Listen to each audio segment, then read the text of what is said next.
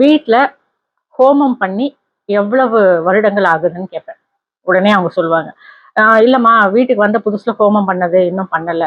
அதுதான் எத்தனை வருஷம் ஆச்சு அப்படின்னா, 10 வருஷம் ஆயிடுச்சு, 15 வருஷம் ஆயிடுச்சு அப்படின்னு சொல்லுவாங்க.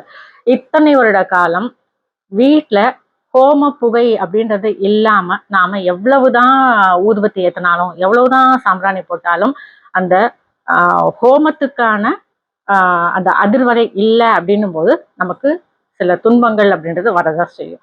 அப்போ நான் உங்களுக்கு சொல்றது இதுதான். அதாவது எவ்வளவு சீக்கிரம் முடியுமோ அவ்வளவு சீக்கிரம் நீங்க வீட்டுல ஒரு கணபதி ஹோமம் பண்றதுக்கு முயற்சி பண்ணுங்க. பெரியவங்க எல்லாம் சொல்லுவாங்க, குறைஞ்சது 5 வருஷத்துக்கு ஒரு முறை ஹோமம் அப்படின்றத பண்ணணும். அந்த ஹோமங்கள்லயே நிறைய வகைகள் இருக்கு. நமக்கு என்ன பிரச்சனையோ அந்த பிரச்சனை நமக்கு தீரணும் அப்படின்னு சொன்னா அதற்கு உண்டான ஹோமம் அப்படின்றத நமக்கு பரிந்துரை பண்ணுவாங்க.